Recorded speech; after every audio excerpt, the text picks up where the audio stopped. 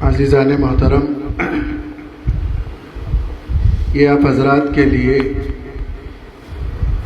بڑی سعادت کی بات ہے کہ آج حزب البحر کی روحانی مجلس کے اختتام کا وقت قریب ہے۔ اللہ تبارک و تعالی آپ کے اس 3 روزہ اعتکاف کو اور حزب البحر کی دعا کو قبول فرمائے، اور آپ کی دعا کا حصہ امت محمدیہ کی حفاظت کے لیے قبول فرمائے۔ عزیزان محترم، میں تحدیث بن نعمت کے طور پر کہتا ہوں، اللہ کا شکر ادا کرتے ہوئے کہتا ہوں کہ یہ جو ہمارے حضرت حاجی صلاح الدین صاحب ہیں، اللہ تعالیٰ ان کو صحت و عافیت عطا فرمائے اور ان کے سائے کو اس شہر میں تادیر قائم فرمائے۔ میں اپنے والد محترم حضرت اقدس مولانا محفوظ الرحمن شاہین جمالی صاحب رحمہ اللہ کے ساتھ ان کی خانقاہی مجلس میں آیا کرتا تھا۔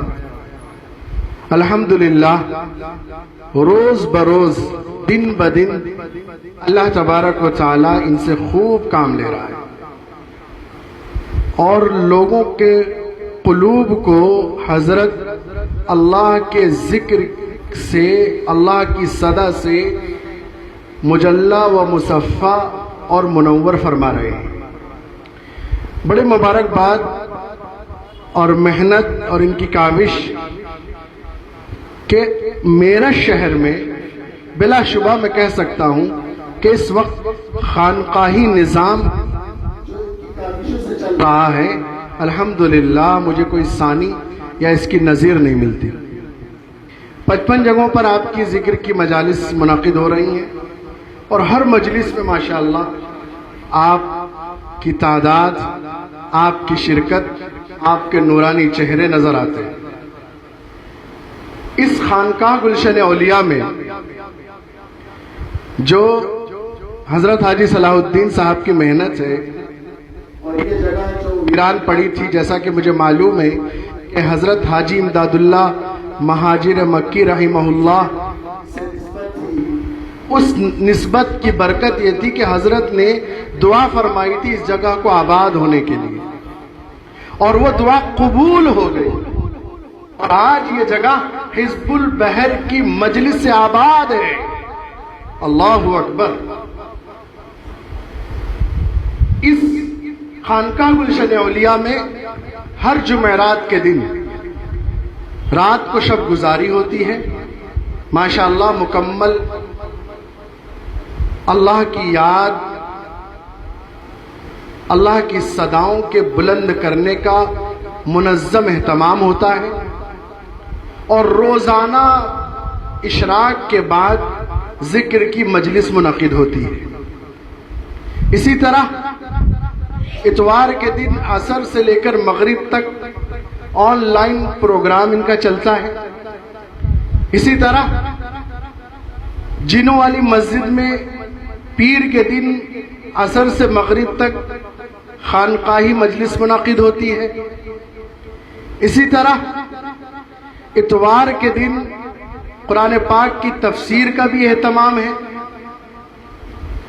گویا کہ حضرت حاجی صلاح الدین صاحب، اللہ تعالیٰ ان کو صحت و عافیت عطا کرے، اس شہر کے لیے اس وقت تحدیث بن نعمت کے طور پر کہتا ہوں، تعریف کے لیے نہیں کہتا، لیکن جو حق بات ہے اس کو کہنا ضروری ہے۔ تحدیث بن نعمت کے طور پہ کہتا ہوں کہ اس وقت باعث رحمت ہے، باعث سعادت ہے، باعث فخر ہے۔ اس پرفتن دور میں اللہ کے ذکر کو بلند کرنا اور دنیاوی سجاوٹوں اور دنیاوی گندگیوں سے دل کو پاک صاف کرنے کی مجلس کا انعقاد کرنا بہت بڑا کام ہے۔ اس لیے میں حضرت حاجی صلاح الدین صاحب کو بھی اور آپ حضرات کو بھی دل کی گہرائیوں سے حزب البحر کے اختتام کے موقع پر مبارکباد پیش کرتا ہوں۔ ہمارے لیے بڑی سعادت کی بات ہے کہ اب ہمارے درمیان ہندوستانی نہیں بلکہ بین الاقوامی سطح کی مائناز شخصیت، صاحب علم، صاحب قلم، جنہوں نے 50 کتابوں کی تصنیف کی، خاص کر ہندوستان کے بہت بڑے صاحب کشف بزرگ حضرت اقدس شاہ ولی اللہ محدث دہلوی رحمہ اللہ پر اتنا بڑا کام کیا کہ حضرت کے کام کی نظیر نہیں موجود ہے۔ ابھی میں حضرت کی کتاب پڑھ رہا تھا تو اس میں حضرت شاہ ولی اللہ محدث دہلوی نے حزب البحر کے جو اقسام بیان فرمائے ہیں، اللہ اکبر، مجھے اتنا تعجب ہوا، اس کو بتانے کا موقع نہیں۔ حضرت شاہ ولی اللہ محدث دہلوی نے لگ بھگ 50 صفحوں پر مشتمل حزب البحر کے تعلق سے جو بات لکھی ہے وہ قابل تائید ہے، قابل فخر ہے۔ غرض کے وقت مختصر ہے، ہمیں حضرت کو سننا ہے۔ میں ایک ایسے بزرگ کو جن کی زیارت ہمارے لیے سعادت ہے، آپ کی تشریف آوری ہمارے لیے برکت ہے، میں ایک ایسے بزرگ جنہوں نے حضرت شاہ ولی اللہ محدث دہلوی رحمہ اللہ کی خدمات کو اکجا کر دیا، ایسے بزرگ کو آپ کے سامنے پیش کر رہا ہوں۔ بڑے ہی ادب و احترام سے، آپ کسی تعارف کے محتاج نہیں ہیں، بڑے ہی ادب و احترام سے میں حضرت اقدس مولانا عطاء الرحمن قاسمی صاحب دامت برکاتہم، چیئرمین شاہ ولی اللہ انسٹیٹیوٹ دہلی سے درخواست کرتا ہوں کہ آپ تشریف لائیں اور ہم سامعین کے قلوب کو مجلہ و مصفہ فرمائیں۔ حضرت اقدس مولانا عطاء الرحمن قاسمی صاحب دامت برکاتہم۔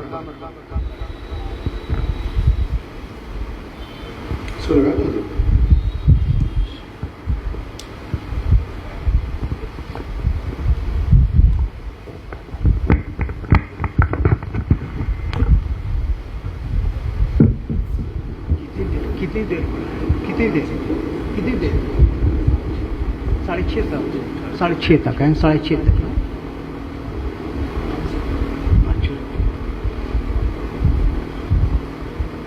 بسم اللہ الرحمن الرحیم، ایک سے کام نہیں کیا جا رہا۔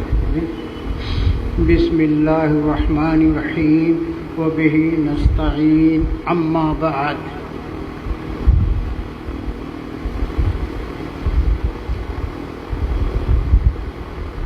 حضرت مولانا شیخ صلاح الدین صاحب دامت برکاتہم اور میرے عزیز مولانا مسعود الرحمان شاہین جمالی اور میرے کرم فرما پروفیسر زین الساجدین صاحب میرٹھی، شہر قاضی میرٹھ کے تعین اور حوصلہ افزائی سے مجھے اس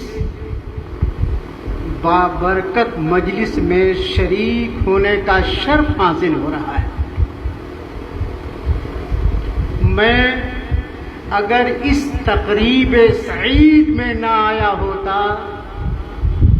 اور یہ منظر نہ دیکھا ہوتا تو میں یہاں کی دلکشی، دلاویزی اور روحانیت میرے فہم و فراست سے بالا تر ہو۔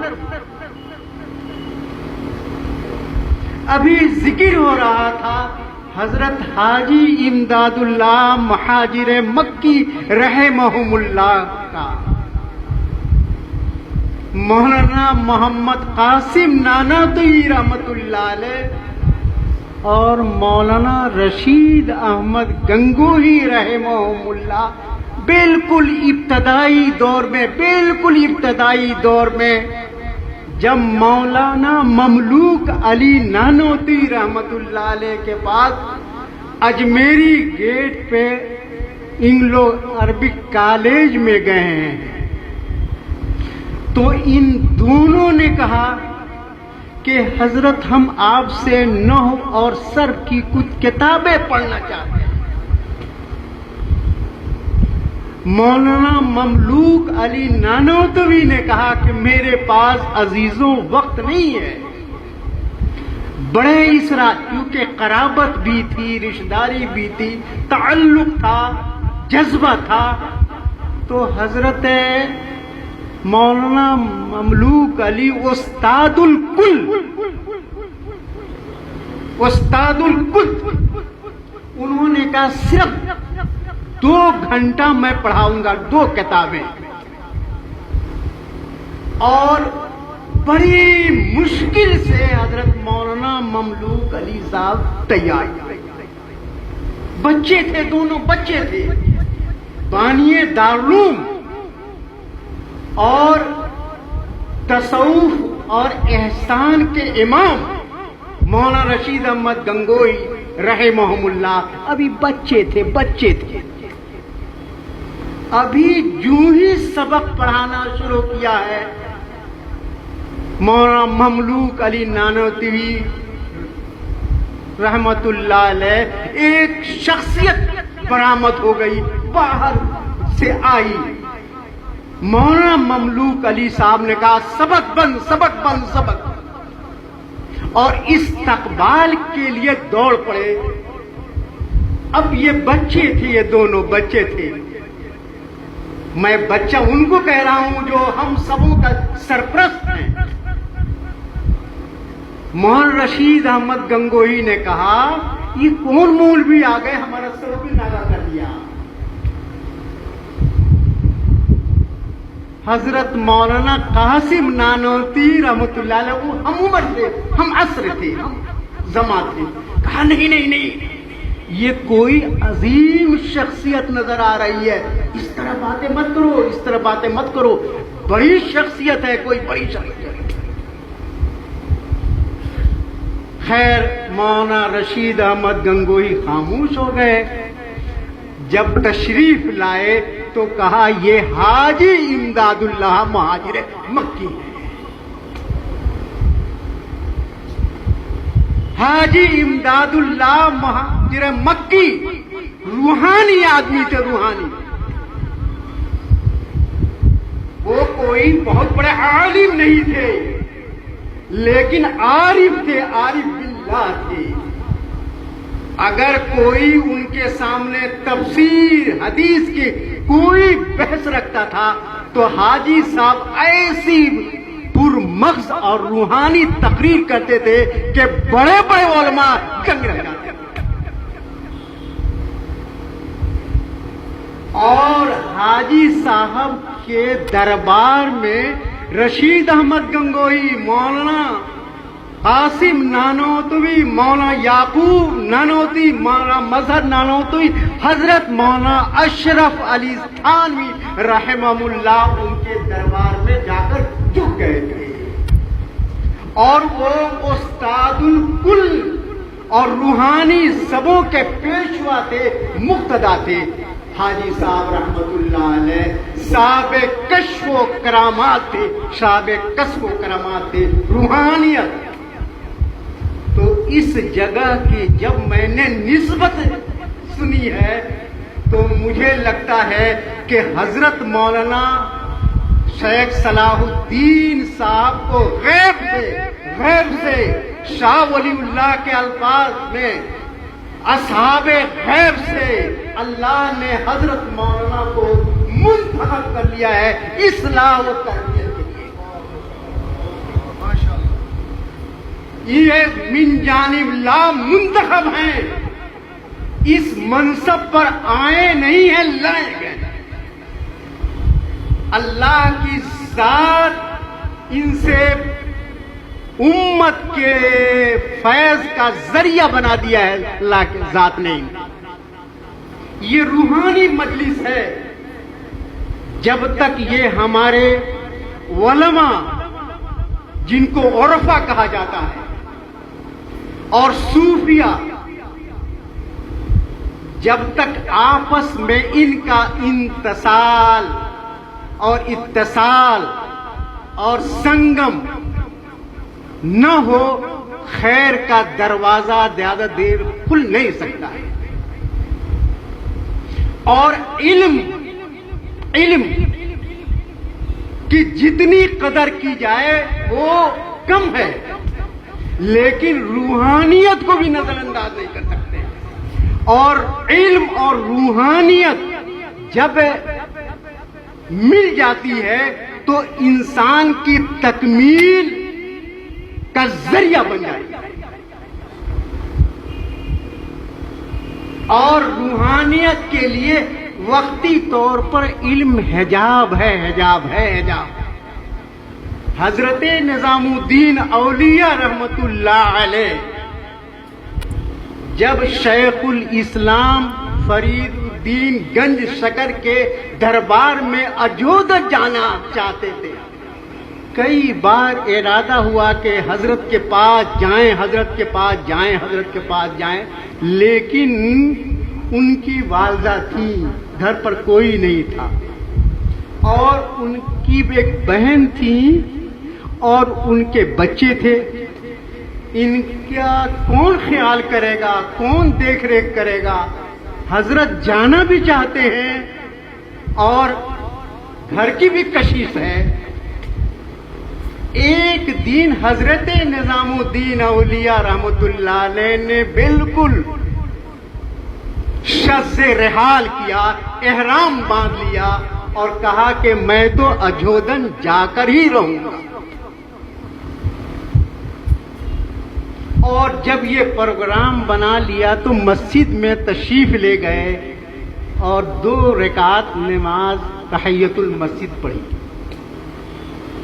پڑھنے ہی رہے تھے، ایک کونے سے ایک کمبل میں لپٹا ہوا کوئی شخص جس کا منہ ڈھکا ہوا تھا، منہ بند تھا، ڈھکا ہوا تھا کمبل سے،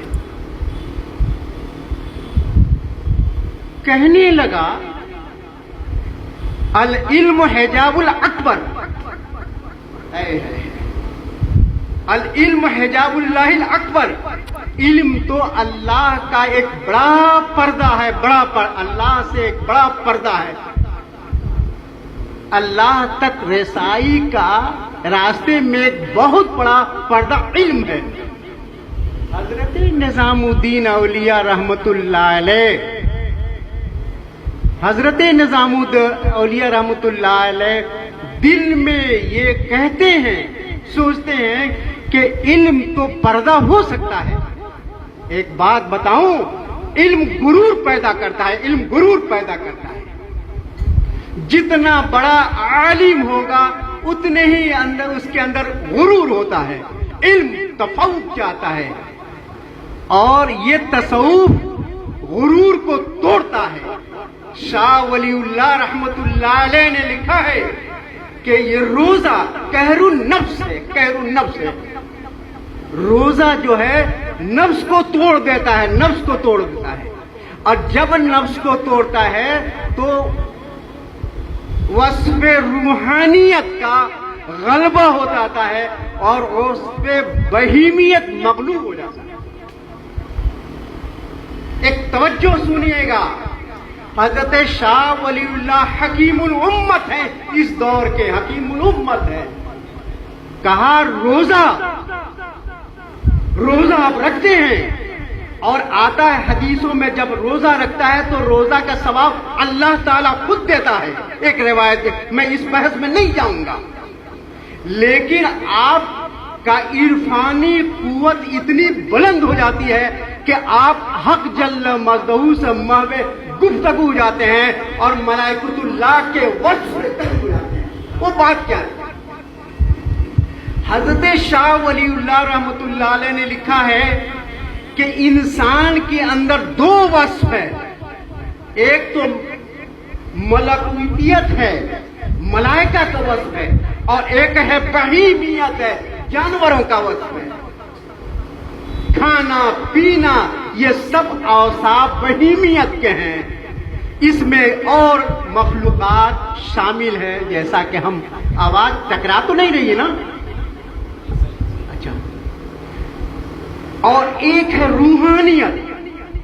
یہ روزہ کا سب سے بڑا فائدہ شاہ ولی اللہ رحمت اللہ علیہ نے کہا کہ دین بھر رکھنے کے بعد جو بہیمیت ہے جو حیوانیت ہے وہ دب جاتی ہے اور روحانیت غالب آ جاتی ہے، اور جب غالب آتی ہے تو یہ وصف اللہ ہے، وصف ملائکہ ہے، انسان ملائکۃ اللہ سے اللہ کے قریب ہو جاتا ہے، اس لیے جو دعا کرتا ہے اللہ کو۔ خیر، میں دوسری بات کہہ رہا تھا، حضرت نظام الدین اولیاء رحمۃ اللہ علیہ غور کرتے ہیں کہ علم تو حجاب تو ہی ہے، مان لیتا ہوں، لیکن حجاب اکبر کیسا ہے؟ حجاب اکبر کیسا ہے؟ یہ وسوسہ آ رہا ہے۔ پھر وہ کمبلی اوڑھے ہوئے انسان کہتا ہے ارے میاں جب جاؤ گے پتہ چلے گا حجاب اکبر کیسا ہے۔ حضرت نظام الدین اولیاء رحمۃ اللہ علیہ وہ کمبلی پوش کو نہیں جانتے ہیں کون ہے، لیکن وہاں سے بڑبڑاتا ہوا ایک شخص کہہ رہا ہے اگر علم ہے حجاب ہے تو حجاب اکبر ہے، تو یہاں نہیں، جب پہنچے گا تو پتہ چل جائے گا۔ حضرت نظام الدین اولیاء رحمۃ اللہ علیہ پیدل اجودھن گئے ہیں، کئی روز کے سفر کرتے ہوئے گئے ہیں، کئی روز کے سفر کرتے گئے ہیں۔ جب قریب آئے تو شیخ الاسلام، میں شیخ الاسلام اس لیے کہتا ہوں، حضرت نظام الدین اولیاء رحمۃ اللہ علیہ فوائد الفوائد میں حضرت شکر گنج کو شیخ الاسلام ہی لکھا کرتے ہیں۔ جب شیخ الاسلام کے پاس گئے ہیں تو شیخ الاسلام بابا فرید نے کہا نظام الدین آ رہا ہے، اپنے مریدین سے کہا نظام الدین آ رہا ہے۔ جب پہنچے ہیں تو حضرت بابا فرید نے کہا نظام الدین میرے جمال کے بیٹے نے کیا کہا؟ ابھی ملاقات نہیں ہوئی، پہلی ملاقات ہوئی ہے کہ میرے جمال کے بیٹے نے کیا کہا؟ حضرت نظام الدین اولیاء رحمۃ اللہ علیہ چونک گئے اور کہا، انہوں نے پوچھا کیا ملا تھا؟ حضرت نظام الدین اولیاء نے کہا کہ ہم ملا تھا۔ تو حضرت بابا فرید الدین گنج شکر نے کہا کیا کہا تھا اس نے؟ اب دیکھیں، کوئی ملاقات نہیں ہے، کوئی ربط نہیں ہے۔ فرید الدین گنج شکر نے کہا اچھا بتاؤ ہمارے جمال، اور ہمارے جمال 12 سال جمال الدین ہانسی کے درگاہ میں اور ان کے پاس بابا فرید الدین گنج شکر رہے ہیں، میں ہانسی گیا ہوں، 4 کتب وہاں پر مدفون ہے، 4 کتب۔ حضرت زکریا ملتانی نے کہا تھا کہ ہمارے سارے خلفاء کو لے لو اور جمال ہاشمی کو مجھے دے دو۔ اس پائے کے آدمی تھے جمال الدین ہاشمی رحمہم اللہ، ہانسی کہتے یہی ہریانہ۔ تو کیا کہا؟ تو انہوں نے کہا کہ وہ یہ کہہ رہا تھا کہ علم اللہ تعالی کے راہ میں حجاب اکبر ہے، سب سے بڑا پردہ، جو میں نے عربی میں نقل کیا تھا۔ تو حضرت بابا فرید نے کہا سچ تو کہا تھا، اس نے سچ تو کہا تھا، اور کہا کہ علم ایک حجاب روحانی ہے،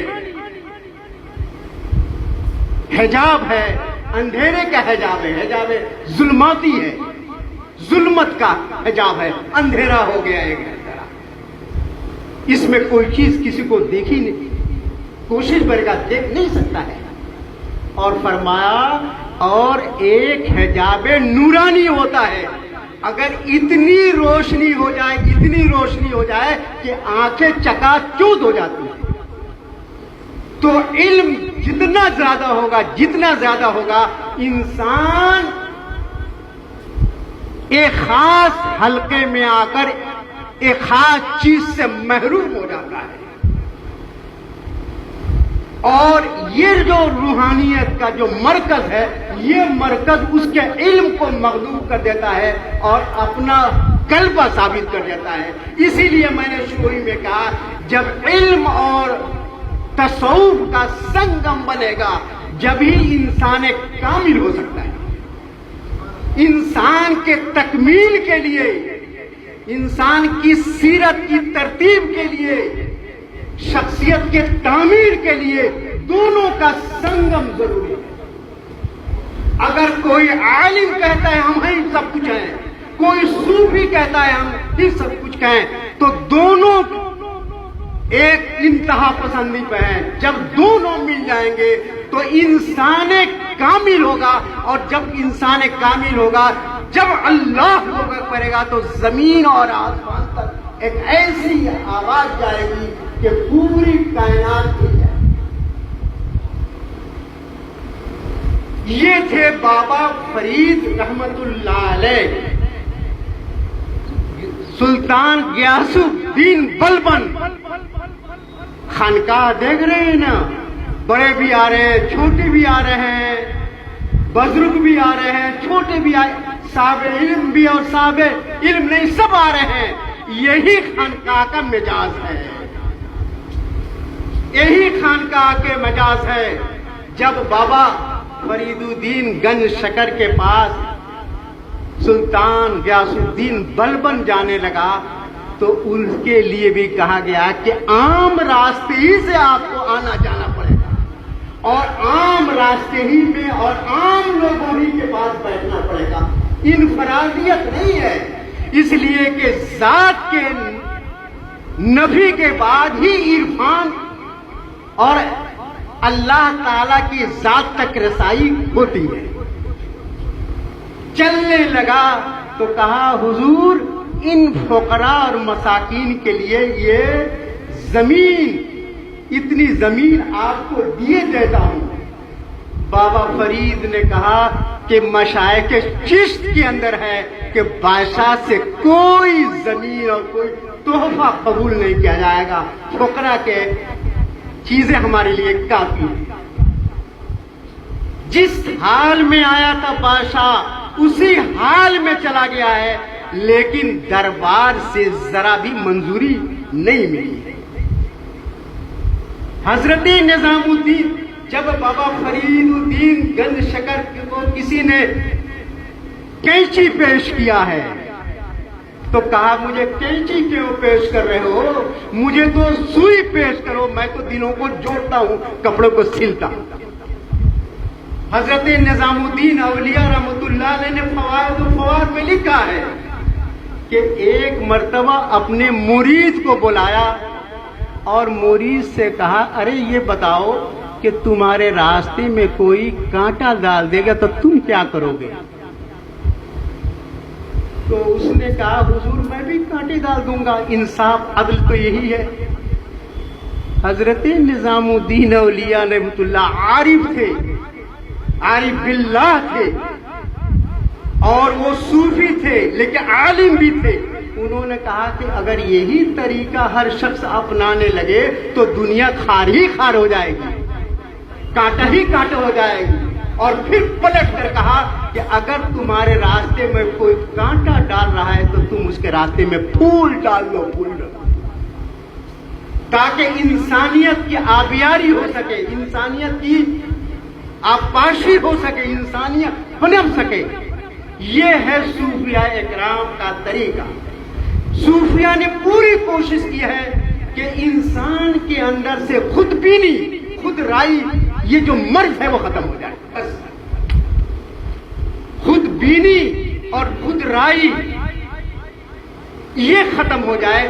ہمارے تصوف کے تمام چیزوں کو لے لیں تو اس میں ایک ہی اصل چیز ہے کہ انسانیت سے، انسان سے اس کی جو خود رائی ہے، اپنے آپ کو بڑا کرنا اپنے بات، اس لیے کہ وصف بلندی اللہ کا وصف ہے. اس میں کسی طرح کا شرکت اللہ گوارا نہیں کرتا. حضرت عائشہ رضی اللہ تعالی عنہ کے ملفوظ میں موجود ہے. حضرت نظام الدین اولیاء نے لکھا ہے کہ ایک حدیث کے حوالے سے کہ عائشہ سے کسی نے پوچھا برا انسان کون ہے. سوال عجیب ہے کہ انسانوں میں برا انسان کون ہے. حضرت عائشہ صدیقہ نے کہا انسانوں میں برا انسان وہ ہے جو اپنے آپ کو اچھا سمجھے, اپنے کو اچھا سمجھے. خواجہ بصری رحمہ اللہ جن کے متقی اور پرہیزگار ہونے پر امت کا اتفاق ہے, امت کا اتفاق ہے. ایک مرتبہ انہوں نے کیا کیا کہ ایک دریا کے کنارے گئے. ایک حبشی شخص کالا ایک مٹکے سے کچھ پی رہا تھا اور بغل میں ایک عورت بیٹھی ہوئی تھی. حضرت خواجہ حسن بصری کو دل میں خیال آیا, حالانکہ وہ ہمیشہ کہتے تھے مجھ سے سب بڑے ہیں, مجھ سے سب بڑے ہیں, مجھ سے سب بڑے ہیں. حضرت خواجہ حسن بصری اس روز کہتے ہیں کہ میرے دل میں یہ خیال آیا, وسوسہ آیا کہ کم سے کم آج میرے دل میں آیا ہے کم سے کم میں تو اس سے اچھا ہوں جو مٹکا سے جن جانے کیا پی رہا ہے اور بغل میں ایک عورت بیٹھی ہوئی ہے. یہ ذہن میں وسوسہ لیے ہوئے تھے حضرت خواجہ حسن بصری رئیس الاتقیاء, شیخ المشائخ, قطب الاقطاب. اسی درمیان ایک کشتی الٹ گئی, اس پہ 7 آدمی چڑھے ہوئے تھے.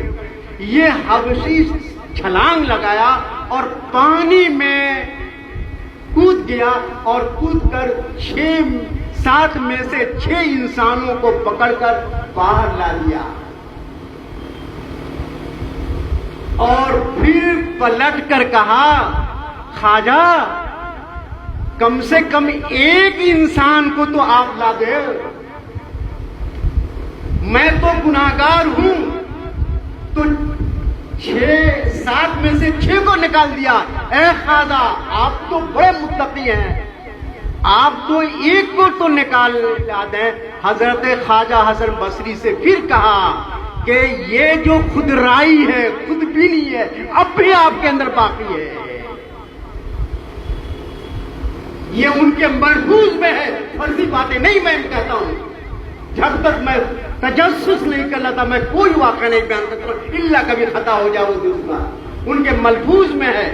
کہا کہ اب بھی تمہارے اندر خود رائی ہے, اپنے آپ کو بڑا. تب حضرت خواجہ حسن بصری کو تنبہ ہوا کہ کوئی ولی ہے. پھر پلٹ کر کہا یہ جو مٹکا دیکھ رہے ہو اس میں پانی ہے اور یہ بغل میں بیٹھی ہوئی ہے وہ میری ماں ہے. یہ جو غلط فہمی ہو گئی ہے وہ غلط فہمی دور ہو جانا چاہیے. میں پانی پی رہا تھا اور میری ماں میرے بغل میں بیٹھی ہوئی تھی. کون بڑا ہے کون کیا ہے کچھ نہیں سکتا ہے. حضرت موسیٰ علیہ السلام کا اصلاح حضرت خضر علیہ السلام سے کرا دیا اللہ تعالیٰ نے. حالانکہ یہ روحانیت کے امام تھے, وہ تکوینیات کے امام تھے. حضرت موسیٰ نبی اپنے وقت کا سب سے بڑا عالم ہوتا ہے, سب سے بڑا ہوتا ہے, لیکن حضرت خضر بھی اپنے وقت کے سب کو. ابن عربی نے لکھا ہے صاحب فتوحات مکیہ مولانا کہ میں نے حضرت خضر کو 5 مرتبہ دیکھا, 5 مرتبہ دیکھا ہے. مولانا اشرف علی تھانوی کہا کرتے تھے کہ اگر کوئی ابن عربی کے کتاب پڑھ لیتا ہے پڑھے گا, اگر کم فہم ہوگا تو گمراہ ہو جائے گا, اور کوئی عارف ہوگا تو عرفانی منازل کو طے کرتا ہوا بہت دور چلا جائے گا. یہ کون کہتے تھے؟ مولانا اشرف علی تھانوی. مولانا اشرف علی تھانوی پر میرا ایمان اور یقین ہے. مولانا منت اللہ رحمانی مجھ سے خود کہا تھا کہ مولانا اشرف علی تھانوی نے تصوف کو مسلمان کیا ہے. جتنے گویا کو مجدد سے جہاں رتب و یابی سے تصوف میں سب کو صاف کر کے رکھ دیا ہے مولانا اشرف علی تھانوی. ان کے یہاں کوئی دھول نہیں ہے. میں اپنے عزیز کے مدرسے میں ایک روز سنا رہا تھا جب میں پہلے دن آیا تھا. وہ واقعہ میں سنانا چاہتا ہوں آپ حضرات سے. جب سید سلیمان ندوی ہمارے یہاں حلقے علمی حلقے میں مشہور ہے. آپ برا مت مانیے گا کہ ندوہ نے ایک ہی عالم پیدا کیا ہے, وہ سید سلیمان ندوی. اور دارالعلوم نے نہ جانے کتنے کو پیدا کیا ہے, میں بتا نہیں سکتا. کوئی ندوی ہو تو میرے پر خفا نہ ہو جائے. یہ اس زمانے کے اخبارات پڑھ لیجئے. جب مولانا اشرف علی تھانوی رحمت اللہ علیہ کے دربار میں مولانا سید سلیمان ندوی پہنچے ہیں تو ندوہ میں کوہرام مچ گیا تھا کہ ندوہ نے تو ایک ہی عالم پیدا کیا اور وہ بھی دیوبندی ہو گیا. جب آخری ملاقات ہوئی ہے سید صاحب رحمت اللہ علیہ کی, تھانہ بہون آئے تو مولانا تھانوی رحمت اللہ علیہ کے یہاں اصول تھا کہ ہر آنے والا پہلے اطلاع کرے.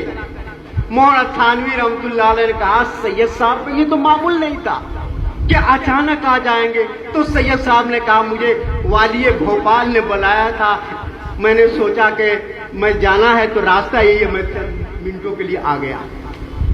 تو مولانا تھانوی نے فرمایا اچھا بتائیں کھانا خود کھائیں گے یا خانقاہ کی طرف سے رہے گا, رہائش کا انتظام خود کریں گے یا خانقاہ کی طرف سے رہے گا. یہ ہمارا یہ اصول تھا حضرت تھانوی رحمت اللہ علیہ کا. حضرت تھانوی رحمت اللہ علیہ جب مل کر چلنے لگے تو سید صاحب رحمت اللہ علیہ کان میں جا کر مولانا تھانوی رحمت اللہ علیہ سے کچھ کہا. اس کے بعد حضرت مولانا حکیم امت تھانوی رحمہ اللہ نے کچھ کہا, ایک دم سید صاحب پر گریا اور رقت طاری ہو گئی, رونے لگے.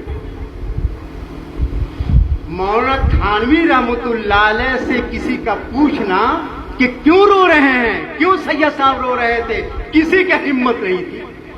وہ عجیب و غریب انسان تھے, تربیت اور تعلیم کا امام تھے حضرت مولانا اشرف علی تھانوی رحمت اللہ علیہ.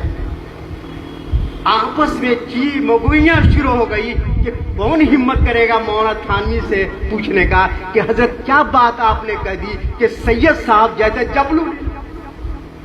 سید سلیمان ندوی کا علم بہت اونچا تھا, بہت. آپ سیرت النبی اٹھا کے دیکھ لیں, بہت اتنا بڑا عالم, کیا بات تھی, رونے لگے. تو اس مجلس میں ہر پیر کا کوئی قریب ہوتا ہے, جیسے حضرت نظام الدین اولیاء رحمت اللہ علیہ کے مزاج شناس تھے امیر خسرو رحمت اللہ علیہ. جب کوئی سخت دن آتا تھا امیر خسرو ہنستے ہنساتے تھے, ملا دیتے تھے. تو اسی مجلس میں خواجہ غریب عزیز الحسن مجذوب غوری رحمت اللہ علیہ, وہ مزاج شناس تھے مولانا تھانوی رحمت اللہ علیہ. لوگوں نے کہا حضرت موقع دیکھ کر مولانا تھانوی رحمت اللہ علیہ پوچھے کہ اس وقت کیا بات ہوئی تھی کہ سید صاحب پر رقت طاری ہو گئی, رونے لگے تھے. ایک دن دیکھا کہ مولانا اشرف علی تھانوی رحمت اللہ علیہ حساس بشاس ہے, طبیعت میں فرحت اور نشاط ہے. تو حضرت غوری صاحب نے پوچھا کہ حضرت کیا بات تھی, کیا سید صاحب نے کہا اور کیا آپ نے کہا کہ سید صاحب رونے لگے تھے. حضرت مولانا اشرف علی تھانوی رحمت اللہ علیہ نے فرمایا کہ چلتے وقت مولوی سلیمان کہتے تھے, مرید تھے نا, مولوی سلیمان نے پوچھا حضرت کوئی نصیحت کر دیجئے, مجھے کوئی نصیحت کر دیجئے. تو میں نے سوچا اتنا بڑا عالم, سیرت النبی کے مصنف, اتنا بڑا عالم, اتنا بڑا, اور میں ان کو کیا نصیحت کروں. لیکن دل میں ایک بات آئی اور میں نے ان سے کہہ دی کہ دیکھو اس راہ تصوف، راہ سلوک، راہ احسان، یہ راہ زہد کا اصل راستہ یہ ہے کہ آدمی اپنے آپ کو مٹا دے، اپنے آپ کو مٹا دے۔ یعنی تصوف کا حاصل کیا ہے؟ انسان اپنے آپ کو ہست نشت کر دے، اپنے وجود کو نکال دے، اپنے وجود کو فنا کر دے، اللہ کے ذات میں مدغم کر دے، اللہ کے ذات میں شامل کر دے۔ جب یہ جملہ سنا ہے سید صاحب نے تو ایک دم رقت طاری ہو گئی، ایک دم رقت طاری ہو گئی، اور کہا کہ یہ بات تھی۔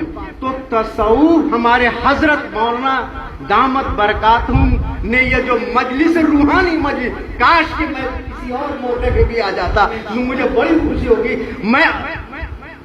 میں ایک بات کتنی دیر، ایک سیکنڈ، میں نے حزب البحر، شاہ ولی اللہ محدث دہلوی نے حزب البحر کا ترجمہ کیا ہے، اور میں وہ کتاب لایا ہوں۔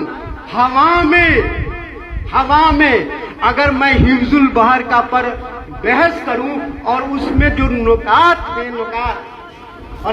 ہیں اگر میں ان کو بیان کروں تو کم سے ایشا تو ہو ہی جائے گا، مگر آپ لوگوں سے کہنا چاہتا ہوں کہ حوامے کو ضرور پڑھیے۔ شاہ ولی اللہ رحمۃ اللہ علیہ اتنے بڑے تھے، حزب البحر کا فارسی میں ترجمہ کیا، اور شاہ ولی اللہ انسٹیٹیوٹ نے اس کو گویا کہ اردو میں مجموعہ رسائل امام شاہ ولی اللہ کے 10ویں جلد میں شامل کیا ہے۔ ولی تھے۔ ایک جملہ میں کہنا چاہتا ہوں، جب بغداد پر یلغار ہوا ہے تتاریوں کا، تو حضرت ابو الحسن شاذلی رحمت اللہ علیہ اور ان کے رفقا کہتے تھے کاش کہ انہوں نے بحر العذاب اور حزب البحر کا ورد کیے ہوتے تو یہ عذاب ٹل جاتا، بغداد تحت سے نہ ہنسنا ہوتا کہ اگر اس کو پابندی سے پڑھے ہوتے، اور جب حملہ ہو رہا تھا تو حملے کے دوران حزب البحر کو پڑھے ہوتے تو بغداد دریائے دجلہ خونوں سے لت پت ہو کر نہ بہتی۔ شکریہ۔